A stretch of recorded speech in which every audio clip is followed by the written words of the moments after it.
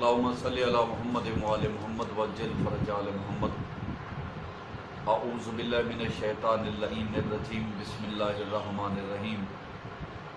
الحمدللہ رب العالمین والعاقبۃ للمتقین والجنۃ للمؤمنین والنار للکافرین والمنافقین واللعنۃ اللہ علی اعدائہم من الجن والانس من الاولین والآخرین الی یوم الدین۔ اما بعد، تمام مومنین و سامعین و ناظرین، آج ہم آپ کو بتانے والے ہیں بتوں کے متعلق کہ یہ بتوں کی تشکیل و بنیاد، ان کی بناوٹ کب سے ہوئی، کیوں ہوئی، اس قوم کو کیا ضرورت تھی، ان کو یہ تصور و خیال کس نے دیا کہ تم یہ بت بناؤ۔ تو آئیں ہم آپ کے اس سوال کو محمد وآل محمد کے اسرار مخزونہ علوم الہیہ Hey there. Subscribe to my channel رکھنے والی and عظیم also ہستی press this bell جن icon. کی فصاحت و بلاغت سے کائنات عالم اچھی طرح واقف ہے کہ جس طرح انہوں نے محمد وآل محمد کی ذات بابرکت نے قرآن پاک کی تفاسیر یا دیگر جتنے بھی اسرار مخزونہ تھے، معجز نمائی کا سلسلہ تھا، یا وہ پیچیدہ سوال جن کو دنیا عالم کے تمام مفتی صاحبان، مفکر، مدبر، سکالر، قاضی صاحبان اور اپنے آپ کو بڑے بڑے علوم کے طور پر، عالم اعلیٰ کے طور پر مشہور کرنے یا کرانے والے لوگ نہ حل کر سکے، تو ہم کیونکہ محمد وآل محمد کے غلام ہیں تو ہماری غلامی یہی چاہتی ہے کہ ہم اپنی اطاعت اور محبت و مودت و ولایت کہ اگر ہم دعوے دار ہیں تو ہم انہی کی بارگاہ سے پوچھیں۔ تو آئیں، تو کچھ اس طرح کہ حماد بن عیسیٰ جو سرکاری امام صادق علیہ الصلوۃ والسلام کا صحابی بھی تھے اور شاگرد بھی تھے، ان کے ایک دوست تھے حریز ابن عبداللہ سجستانی۔ یہ دونوں دوست آپس میں گفتگو کر رہے تھے، تو ایک دن ان دونوں نے یہ پروگرام بنایا کہ ہم سرکار امام صادق علیہ الصلوۃ والسلام کی بارگاہ میں جائیں اور ان سے چند سوال جو ہیں وہ دریافت کریں کہ جو انہیں پریشان کیے ہوئے تھے، وہ متجسس تھے۔ تو سرکار امام صادق علیہ الصلوۃ والسلام کی پاک بارگاہ میں یہ دونوں صحابی آئے، تو انہوں نے مولا سے اس آیت پاک کی تفسیر پوچھی۔ سورہ نوح آیت نمبر 23 ہے، بسم اللہ الرحمن الرحیم۔ وَقَالُوا لَا تَذَرُنَّ آلِهَتَكُمْ وَلَا تَذَرُنَّ وَدًّا وَلَا سُوَاعًا وَلَا يَغُوثَ وَلَا يَعُوقَ وَنَسْرًا۔ تو انہوں نے یہ سوال کیے کہ مولا یہ نام کس کے ہیں، ہمیں اس کی تفسیر بیان فرمائیے۔ تو سرکار امام صادق علیہ الصلوۃ والسلام نے فرمایا کہ اے بندگان خدا، آپ نے ایک اچھا سوال کیا ہے۔ سرکار اس کی تفسیر بتانے لگے تو کہنے لگے کہ اے بندگان خدا، یہ لوگ بھی رب جلیل خدا بندے کریم و غفور و رحیم کی عبادت کیا کرتے تھے، بہت ہی متقی لوگ تھے۔ عبادت گزاری کا سلسلہ ان کے دور میں کچھ اس طرح تھا کہ لوگ ان کو عابد و زاہد و متقی کہہ کر پکارتے تھے۔ یہ اپنے قبیلہ اور خاندان کے نہایت ہی برگزیدہ، اور ان کی چاہت ان کے لوگوں میں بہت زیادہ تھی۔ اپنے تقوی، زہد و پرہیزگاری کے علاوہ یہ عادل اور منصف مزاج اور نہایت ہی مشفق و رحم دل لوگ تھے۔ ان کے مرنے کے بعد ان کی قوم نے بہت ہی چیخ و پکار کی، آہ و بکا کی، ہر وقت گریہ و زاری میں لگے رہتے تھے۔ کافی دن گزر گئے۔ ایک دن درگاہ خدا بندی سے نکلے ہوئے اس خبیث ملعون لعین مردود۔ ابلیس لعین نے ان کو آ کر یہ کہا کہ تم صبر کرو، میں تمہیں اس کا حل بتاتا ہوں۔ تو اس کا حل اس نے یہ بتایا کہ میں تمہیں ان کی مشابہت سے چند شکلیں تیار کر کے دیتا ہوں۔ تو اس کمینے نے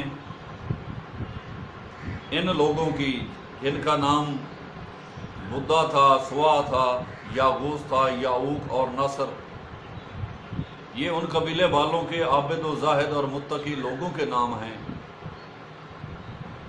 ان کے ناموں پر، ان کی شکلوں پر ابلیس خبیث نے، ابلیس ملعون و مردود نے بت تیار کر دیے اور ان کو دے دیے۔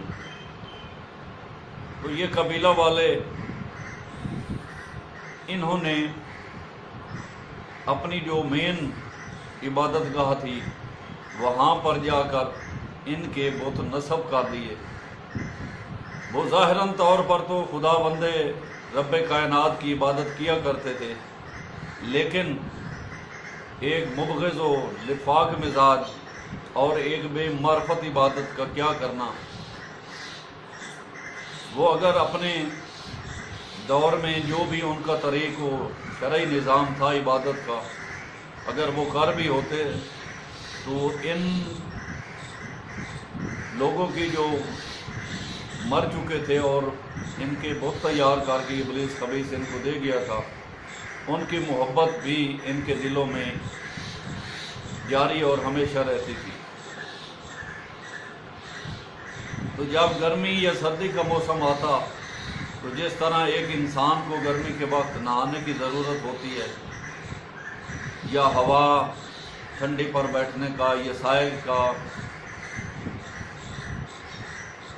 تو یہ لوگ ان بتوں کو اٹھا کر کبھی سائے میں رکھ دیتے، کبھی ٹھنڈے پانی سے نہلاتے، بلکہ لباس بھی پہناتے تھے ان کو، جس طرح ایک عام زیب و زیبائش رکھنے والا انسان دنیاوی ضرورت کو یا اپنی شخصیت کو نکھارنے میں مختلف چیزیں دنیاوی اپنے اوپر زیب و زیبائش کے لیے استعمال کرتا رہتا ہے، تو یہ لوگ بھی ان بتوں کو اسی طرح سجاوٹ کرتے، نہلاتے، سائے میں لے جاتے، ان کو جو بھی اس وقت کا سلسلہ تھا، پنکھے ہاتھ والے تھے، یہ جو بھی تھا،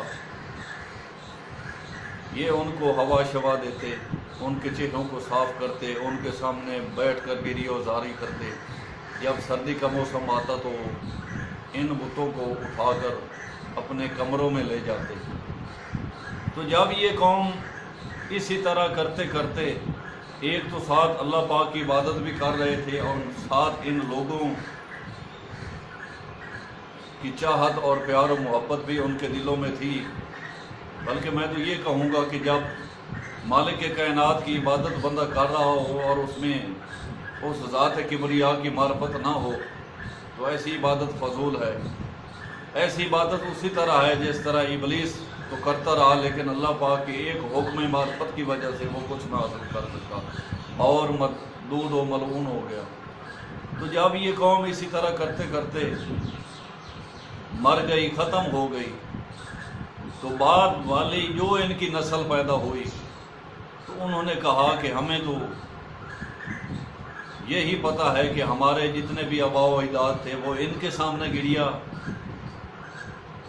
گڑ گڑاتے تھے، گریہ وزاری کرتے تھے، تو ہم بھی انہی کے سامنے اپنی عبادت کریں۔ تو اے صاحبان فکر و دانا، یہ تھی بت پرستی کا آغاز۔ جو سب سے پہلے یہ بت تیار ہوئے تھے وہ یہی چند نام تھے، جن میں یہ بدھا، سوان، یغوث، یعوق اور نصر تھے۔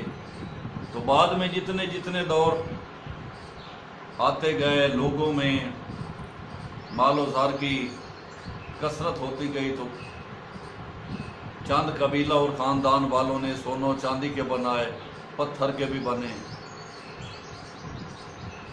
پیتل کے بھی بنے۔ تو اللہ پاک کی ذات ہمیں بت پرستی سے بچائے اور اپنی ذات کبریا کی معرفت سے ہی ہمارے ایمان کو کامل فرمائے۔ آمین بحق محمد و آلہ الطاہرین، اللہم صلی علی محمد و آل محمد۔ ہمارے ان چھوٹے چھوٹے کلپس میں آپ کے لیے علمی بحث ہوتی ہے، جس میں جھوٹ کی کوئی گنجائش نہیں، نہ ہی کوئی شعبدہ بازی ہے۔ تو آپ ہمارے ان چند ٹوٹے پھوٹے الفاظ کو اپنے دامن میں سمیٹیں اور اپنے علمی مواخذہ کو زیادہ درجے پر فائز کریں۔ مالک کائنات آپ کی توفیقات کاملہ میں اضافہ فرمائے۔ اللہم صلی علی محمد و آل محمد۔ والسلام۔